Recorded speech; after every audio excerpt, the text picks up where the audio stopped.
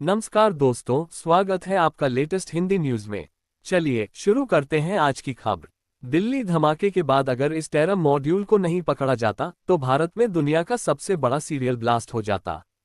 इसे दुनिया के सबसे बड़े सीरियल ब्लास्ट की साजिश कहने के पीछे कई वजहें हैं। इसे कुछ आंकड़ों के जरिए समझिए। खुलासा हुआ है कि इस साजिश में 32 कारों का इस्तेमाल होना था।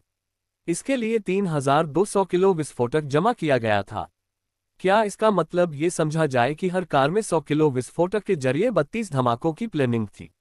जब दिल्ली के लाल किला पर एक धमाके ने 13 लोगों की जान ले ली, 20 से ज्यादा लोगों को घायल कर दिया, आधा किलोमीटर दूर तक की इमारतों के शीशे तोड़ दिए, तो सोचिए ऐसे 32 धमाकों से क्या होता? या फिर 3200 किलो विस्फोटक वाले धमाके से कितना नुकसान होता? सिर्फ सोचकर कोई भी अंदर से कांप जाए।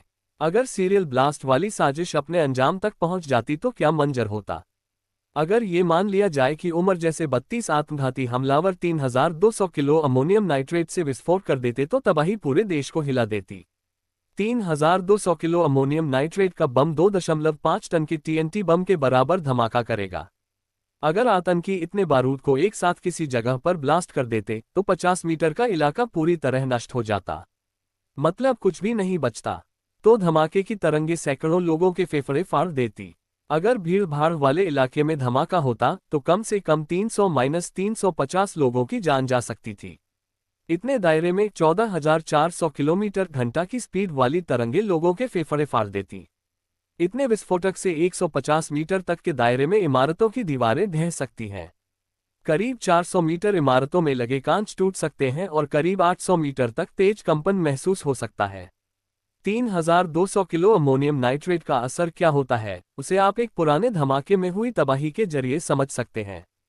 1995 में अमेरिका के इतिहास में सबसे बड़ा बम धमाका हुआ था।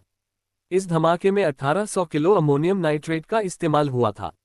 इस हमले में 168 लोगों की जान चली गई थी और 600 से ज्यादा लोग घायल हो गए थे। इस हिसाब से 3200 किलो अमोनियम नाइट्रेट कम से कम 300 लोगों की जान ले लेता और 550 लोगों को घायल कर देता। अगर ये धमाका किसी भीड़भाड़ वाले इलाके में कर दिया जाए तो मौत के अनुमानित आंकड़े बढ़ भी सकते हैं।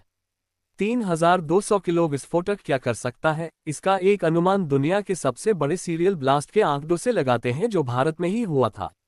12 मार्च 1993 को देश की आर्थिक राजधानी में 12 सीरियल धमाके हुए थे।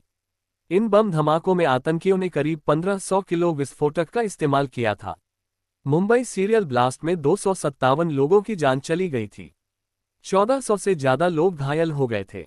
इस हिसाब से अगर 3200 किलो विस्फोटक से हमला होता तो कम से कम 500 लोग मारे जाते और 2800 लोग घायल हो जाते। 300 किलो विस्फोटक कहाँ है? इस हिसाब से अगर व्हाइट कॉलर टेरर मॉड्यूल अपने मकसद में कामयाब हो जाता तो हिंदुस्तान को दुनिया के सबसे बड़े सीरियल ब्लास्ट के जख्म झेलने पड़ते। लेकिन खतरा अभी भी टला नहीं है। 3200 किलो में से 2900 किलो विस्फोटक बरामद किया गया है। बाकी का 300 किलो विस्फोटक कहाँ है, इसका पता नहीं चल पाया है। अभी तक इस टेरर मॉड्यूल की सिर्फ 3 कारें मिली हैं। बाकी 29 कहाँ हैं, उनका पता लगाना भी जरूरी है।